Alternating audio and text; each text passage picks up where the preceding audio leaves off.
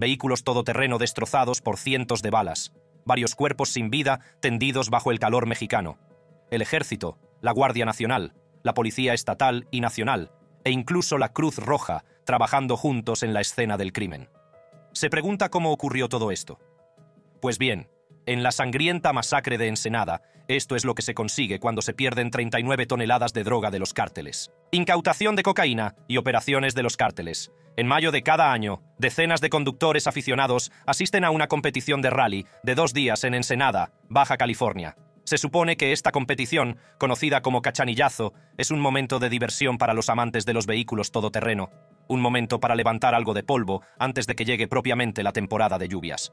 Pero sobre las 14:18 del segundo día del evento, no era agua lo que mojaba los polvorientos terrenos de Ensenada, era la sangre de 20 pilotos de rally y espectadores, 10 muertos y 9 heridos. Unos días antes del tiroteo, la Armada de México, en calidad de guardia costera, en colaboración con las autoridades aduaneras y marítimas del puerto de Ensenada, confiscó en un buque portacontenedores 3 contenedores que contenían unos 39.820 kilogramos de material contaminado con cocaína. La dependencia naval precisó que los contenedores contenían el material y que se enviaron muestras a los laboratorios de farmacología y toxicología de la Secretaría de Marina y de la Agencia Nacional de Aduanas de México para su análisis, los cuales resultaron positivos para cocaína. La Procuraduría General de la República, FGR, está investigando el decomiso, pero no está claro si todo el peso es principalmente cocaína o si los materiales solo estaban contaminados con la sustancia. Sin embargo, algo seguro es que los grupos delictivos implicados competían por el control de las rutas de contrabando de drogas y los beneficios del tráfico ilícito de personas, ya que Baja California se ha visto asolada por la violencia en los últimos años debido a las disputas entre bandas por las rutas del narcotráfico hacia EEUU y la venta local de drogas. El 24 de mayo, los investigadores hicieron un importante anuncio sobre la detención de 3 sospechosos relacionados con el tiroteo de Baja California, México. Los sospechosos detenidos han sido identificados por sus nombres de pila, a saber, Edgardo, Luis Felipe y Hugo. Es práctica habitual de las autoridades mexicanas ocultar los apellidos de los sospechosos en las declaraciones públicas. Los apellidos de los sospechosos detenidos no son la única información que permanece sin revelar. El fiscal estatal, Ricardo Iván Carpio Sánchez, dijo que su investigación les llevó a una dirección cerca de Ensenada, donde se cumplimentó una orden de registro. Dentro de la casa, las autoridades encontraron armas, lo que parecían ser drogas duras y artículos que se cree que están relacionados con el tiroteo. También se localizó un Ford Expedition blanco con matrícula de California, pero su relación con el crimen no estaba clara. Las autoridades también descubrieron conexiones entre los grupos delictivos y elementos corruptos de las fuerzas del orden. Varios agentes de policía y funcionarios fueron implicados por su participación en la protección y ayuda a las organizaciones delictivas, lo que pone aún más de relieve los arraigados problemas a los que se enfrenta la lucha contra la delincuencia organizada en México. No solo eso, las comunidades afectadas por la violencia se unieron en solidaridad, celebrando vigilias y exigiendo justicia para las víctimas. Organizaciones de la sociedad civil y defensores de los derechos humanos pidieron un enfoque integral que dé prioridad a la protección de vidas inocentes y aborde los problemas subyacentes que impulsan el ciclo de la violencia. Las armas localizadas y confiscadas por miembros de la Secretaría de la Defensa Nacional, Sedena, incluyen 3 pistolas de 9 milímetros, 59 cartuchos cargados, 3 cargadores y 2 paquetes que parecían contener metanfetamina y marihuana. No obstante, las autoridades esperan que la detención de estos 3 sospechosos conduzca al arresto de todos los demás autores del crimen.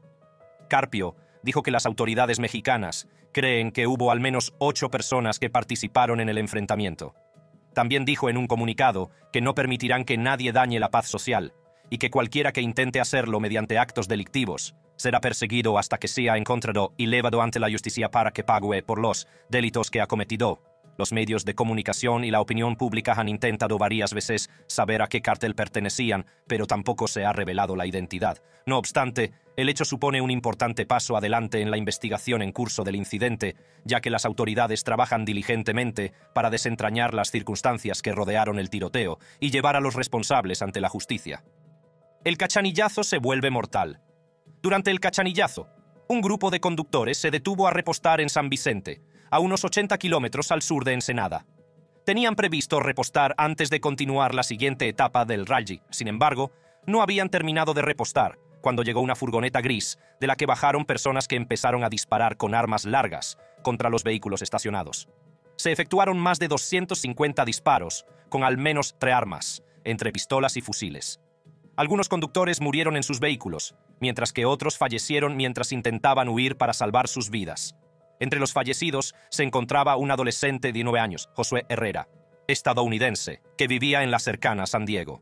Pocos días después del trágico incidente, la madre de Herrera, Aime Herrera, y su tía, Graciela Rojas, dijeron a NBC7 y Telemundo 20 que él fue al Cachanillazo con sus amigos para ser feliz.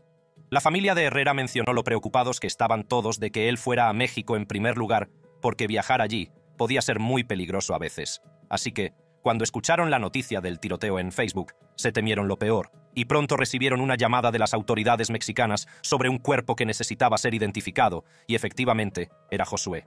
Le llamábamos una y otra vez, pero no contestaban a cuentas rojas. Pensamos que quizá había extraviado el teléfono o se había dado la vuelta en algún sitio. Nos aferramos a la esperanza, creyendo que acabaríamos localizándole sano y salvo. Pero eso no es todo. Entre las 10 personas se encontraba otro sandiegano que también llegó a conducir, pero que murió durante la masacre: Roberto Isaías Tito Ayala. De hecho, tener un vehículo todoterreno siempre fue un gran sueño para él, y finalmente había conseguido uno, unos días antes del Cachanillazo. Así que, estando en Ensenada a menos de 2 horas en coche de California, las estrellas parecían haberse alineado para que Tito probara su nuevo vehículo. Estaba en esa gasolinera de San Vicente cuando los asaltantes mataron al padre, al que sobreviven su mujer y su hija de 4 años. La familia de Ayala expresó que el camionero era un transeúnte inocente que quedó atrapado en medio del conflicto. El primo de Ayala, Genesis Romero, que consideraba a Ayala algo más que un primo, describió cómo Ayala se encontraba en Baja California, haciendo realidad uno de sus sueños: poseer un vehículo todoterreno. Según Romero, Ayala había adquirido recientemente el vehículo todoterreno de sus sueños pocos días antes de que se celebrara el rally. Según Romero, la única intención de Ayala era disfrutar conduciendo su nuevo juguete y pasar un buen rato sin ningún otro motivo oculto. La esposa de Ayala, Citlali, que estaba presente con él durante el incidente, dijo a Telemundo 20 que un grupo de corredores se había detenido en una gasolinera cerca de Ensenada cuando de repente se encontraron huyendo de los disparos. También circularon rumores sobre la supuesta ejecución de un popular influencer y dueño de un restaurante, Jorge Cueva, conocido como Mr. Tempo, quien resulta ser el orgulloso propietario de la franquicia King & Queen en Valle de Guadalupe. Sin embargo, estos rumores quedaron descartados luego de que el señor Tempo publicara en sus redes sociales, anunciando que se encontraba a salvo. «Estoy bien, gracias a Dios. Hicimos la ruta y no tuvimos nada que ver con lo que pasó. Fue un accidente. Lo siento mucho por el atentado y sus familias, pero gracias a Dios estamos bien», dijo. Quizás se pregunte si hay algo más en la vida de estos chicos que no haya compartido con usted. ¿Estaba Josué realmente involucrado en el tráfico de drogas como estrella emergente? ¿O trabajaba Tito en secreto como sicario para un cártel? Quizás hay algo no revelado sobre el señor Tempo también. Bueno, la respuesta a todas estas preguntas es no. El objetivo. Según toda la información, se trataba de inocentes pilotos de rally que realmente querían pasarlo bien. Y no eran los únicos. La mayoría de las personas asesinadas aquel fatídico día no eran en absoluto los objetivos principales. De hecho, un hombre era el objetivo principal aquel fatídico día: Alonso Arámbula Piña, alias El Trébol. El Trébol era uno de los líderes del cártel de los Arellano Félix, también conocido como Cártel de Tijuana. El líder criminal asesinado era un apasionado de los vehículos todoterreno y publicaba regularmente sobre ellos en las redes sociales. En su página de Instagram aparecían varias fotos y clips de él en varios eventos de ATV, con su equipo completo, con el número 15 tanto en su ropa como en su Can-Am X3, pero su cara permanecía cubierta por su casco de carreras. En muchos vídeos publicados se le ve sobre todo con varias personas también en este tipo de vehículo, esperando el aterrizaje de avionetas en medio de un terreno montañoso. Según testigos y videos que circularon aquel fatídico día por las redes sociales, los atacantes, vestidos de negro, bajaron del camión y abrieron fuego contra un grupo de racers. En cuanto escucharon los primeros disparos, el resto de personas que participaban en la marcha se dispersaron rápidamente, buscando desesperadamente escondites para garantizar su seguridad. Tras el espeluznante incidente, unos desgarradores vídeos mostraron los cuerpos sin vida de las víctimas, abandonados en vehículos y esparcidos por la calle, pintando una devastadora escena de caos y tragedia. En una carrera contrarreloj, las fuerzas de emergencia entraron en acción y acudieron rápidamente al lugar de los hechos. Con la máxima urgencia, atendieron a los heridos, consiguiendo rescatar y trasladar a 9 personas que necesitaban atención médica. Lamentablemente, se perdieron 10 vidas. Una historia interesante fue la de un conocido fiscal de Baja California, de nombre Ricardo Carpio. Reveló que el blanco directo de esta agresión es la persona que conducía el vehículo marcado con el número 15 y que tenía un sello de un trébol. También explicó que Arámbula Piña presuntamente tenía vínculos con el cártel de Sinaloa, liderado por los hijos de Joaquín, el Chapo Guzmán, preso en Estados Unidos, y que el ataque fue resultado de las disputas que el grupo mantiene con el cártel de Tijuana. Añadió que algunas de las otras víctimas estaban involucradas en actividades ilícitas, en particular el narcotráfico, pero no precisó si murieron, si estaban entre los 10 heridos o si participaron como pilotos. Ricardo sí mencionó que el vehículo utilizado por los tiradores tenía una notificación de robo en Estados Unidos en abril. No es de extrañar que dejaran el coche en el lugar del tiroteo. El imperio criminal de Piña y el narcotráfico. En las fotos y videos de El Trébol nunca revela su rostro, ya que siempre lleva puesto su casco de carreras. Sin embargo, hubo un momento en que un medio de comunicación llamado Punto Norte publicó una fotografía de él sin su casco. Y de acuerdo con Metropolinx, El Trébol solía pasar su tiempo socializando tanto en Baja California como en Sinaloa. El Trébol era una figura notoria, que estaba muy involucrada en operaciones de tráfico de drogas de México a Estados Unidos. Gracias a los numerosos datos recopilados por diversos medios de comunicación, las fuerzas del orden y los servicios de inteligencia pudieron elaborar un perfil detallado de las actividades delictivas de Piña.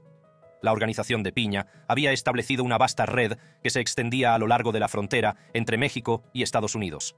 Era conocido por su participación en el contrabando de grandes cantidades de drogas ilícitas, como cocaína, heroína y metanfetamina, hacia Estados Unidos. La información recopilada indicaba que la operación de Piña era responsable de una parte significativa del tráfico de drogas en la región. Las fuerzas del orden llevaban bastante tiempo investigando activamente a Piña y su imperio criminal.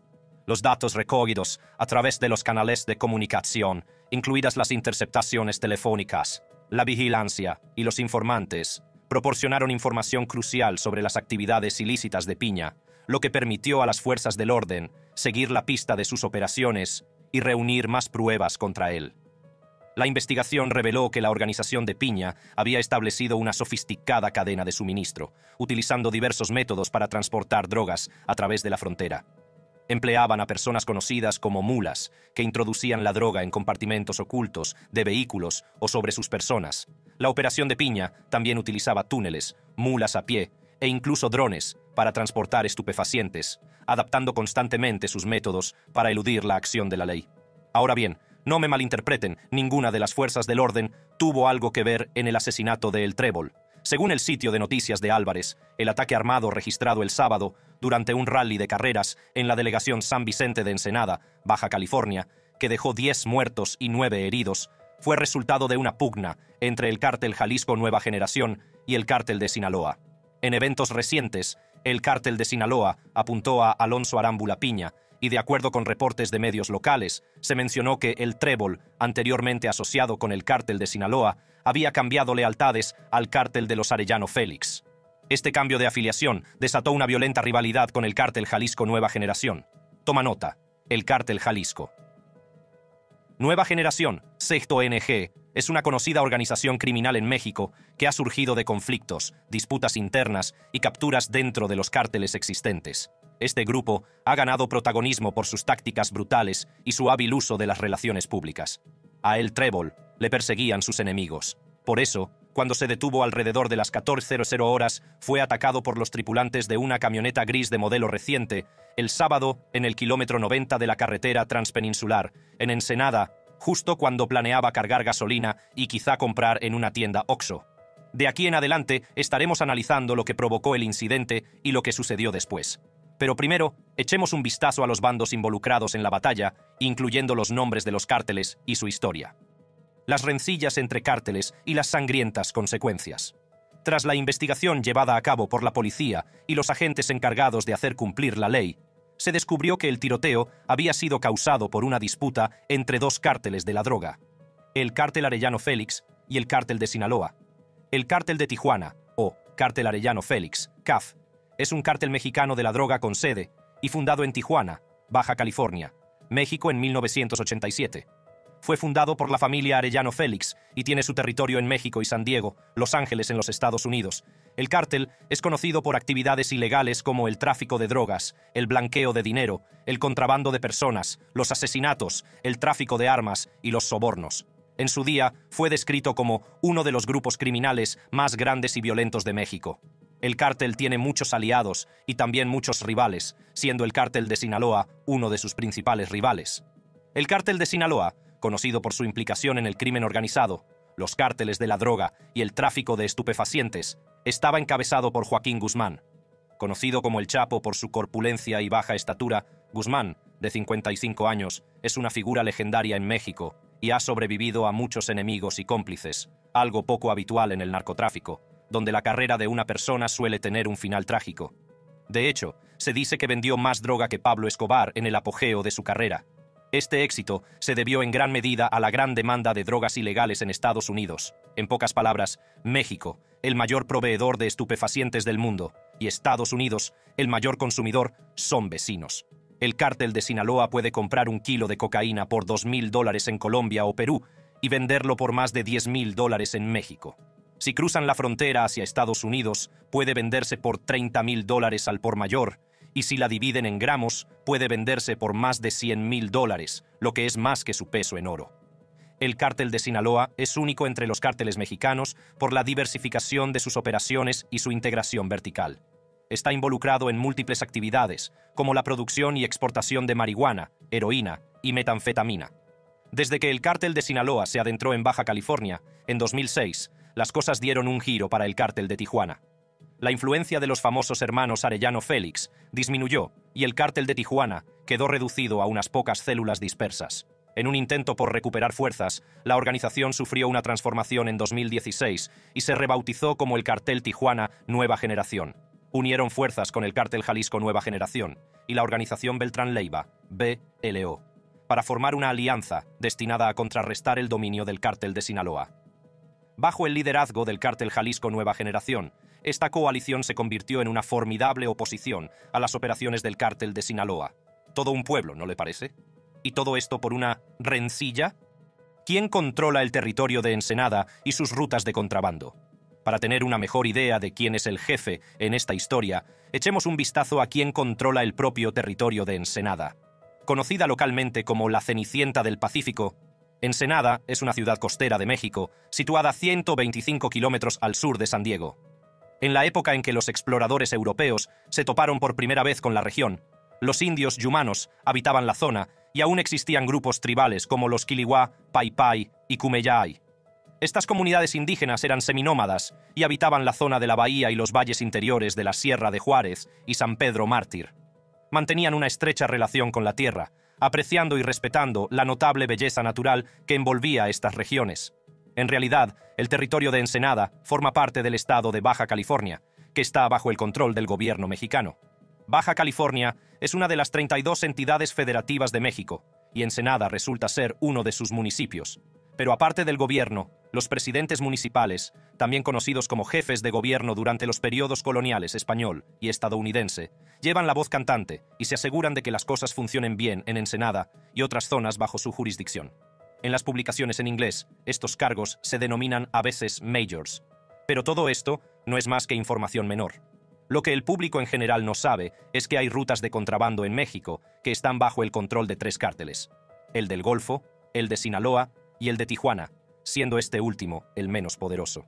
El cártel de Tijuana, también conocido como cártel de los Arellano Félix, fue considerado en su día uno de los grupos criminales más grandes y violentos de México. Pero desde la llegada del cártel de Sinaloa a Baja California en 2006 y la caída de los hermanos Arellano Félix, la influencia del cártel de Tijuana disminuyó. Las autoridades mexicanas y estadounidenses afirman que el cártel de Sinaloa domina la mayor parte de Tijuana, pero el cártel de Tijuana tiene una ventaja sobre sus rivales, una familia de larga tradición con conexiones empresariales y políticas en toda la ciudad. Además, el cártel de Tijuana cobra un piso al cártel de Sinaloa por traficar con drogas en su territorio, lo que demuestra que sigue teniendo el control del tráfico de drogas local. A pesar de sufrir pérdidas y de la detención de miembros importantes, el cártel de Tijuana sigue ejerciendo un poder significativo en el estado de Baja California. El cártel de Sinaloa es reconocido por la Comunidad de Inteligencia de Estados Unidos como la mayor y más potente organización de tráfico de drogas a nivel mundial. Pero eso no es todo porque, según el Centro Nacional de Inteligencia sobre Drogas y otras fuentes estadounidenses, el cártel está involucrado en la distribución de cocaína, heroína, metanfetamina, fentanilo, cannabis y MDMA. En junio de 2020, los informes revelaron que el cártel de Sinaloa se había hecho con una parte significativa del antiguo territorio del cártel de Tijuana. El cártel de Tijuana formó una alianza con el cártel de Jalisco Nueva Generación, que se desmoronó rápidamente debido al interés del cártel de Jalisco en reemplazar al cártel de Sinaloa como líder en lugar de ayudar al cártel de Tijuana a recuperar su dominio. Tras eliminar con éxito la influencia del cártel de Jalisco en Baja California, el cártel de Tijuana se disputa ahora el control de la plaza de Tijuana y sus alrededores con el cártel de Sinaloa. En noviembre de 2020, emisarios de la facción de los Chapitos del cártel de Sinaloa fueron vistos en Tijuana intentando formar una alianza con el ahora resurgente cártel de Tijuana. A pesar de ser el segundo cártel de la droga más dominante de México, el cártel de Sinaloa se enfrenta a luchas internas, al igual que otros cárteles como el del Golfo y el de Juárez. Esfuerzos y acciones contra los cárteles. En marzo, 4 ciudadanos estadounidenses fueron secuestrados en México tras cruzar la frontera para someterse a una intervención médica, con el trágico resultado de 2 muertos.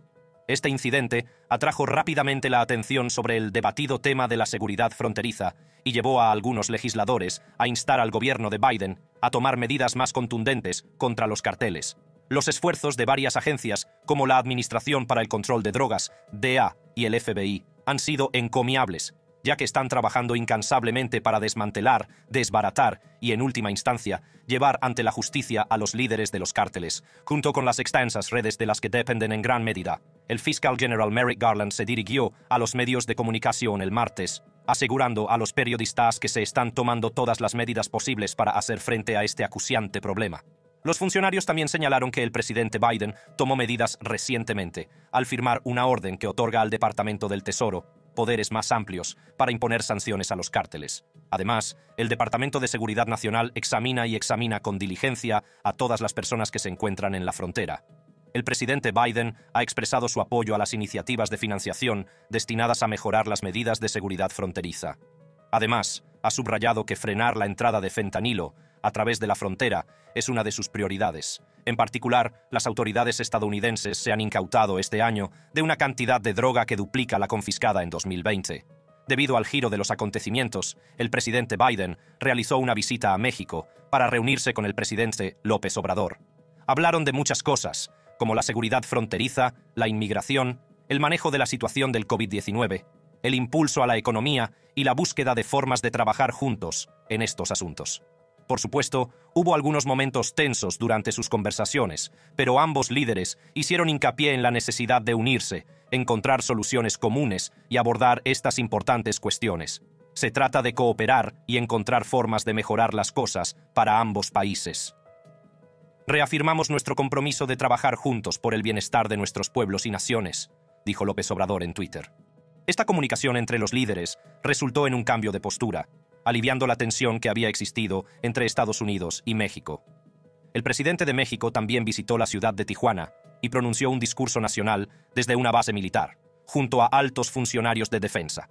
Durante su discurso, el presidente anunció que se están realizando esfuerzos para abordar las causas profundas de la inseguridad y la violencia en todo el país, incluida la región de Baja California.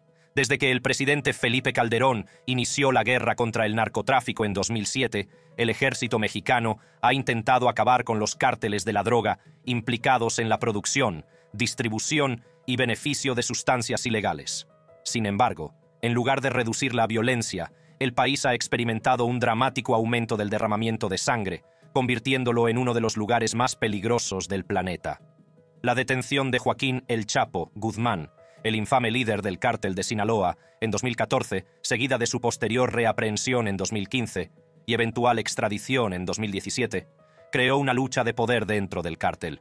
Esta lucha interna dio lugar a un aumento de la violencia a medida que las facciones rivales luchaban por el control. Entre 2007 y 2018, la tasa de homicidios en México se triplicó y gran parte de la violencia se atribuyó a enfrentamientos entre cárteles rivales.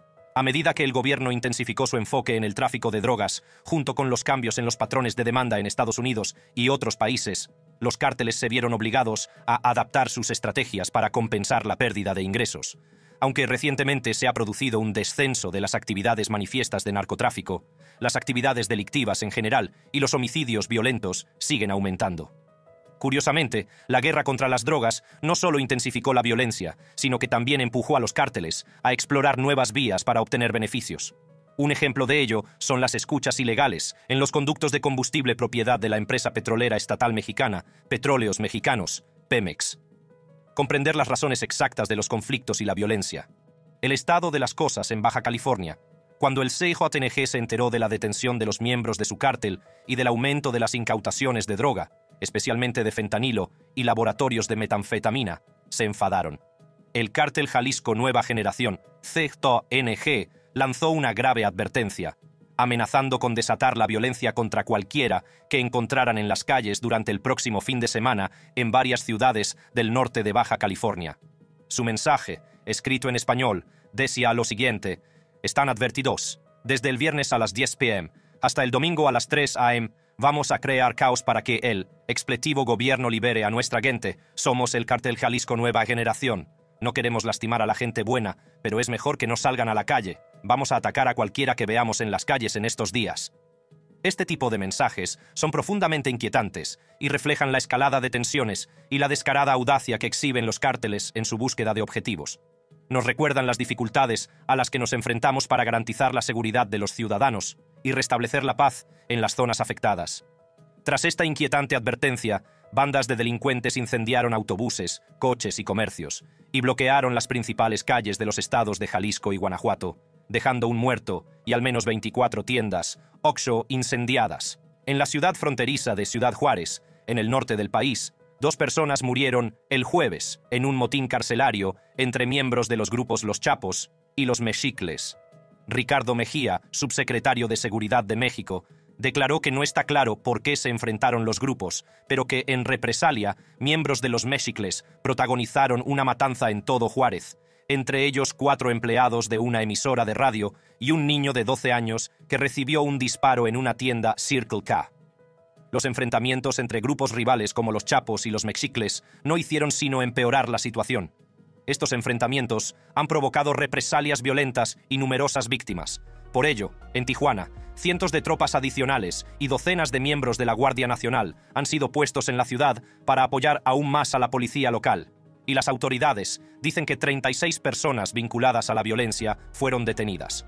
Entre ellas, 3 miembros del cártel Jalisco Nueva Generación Tonto Ref.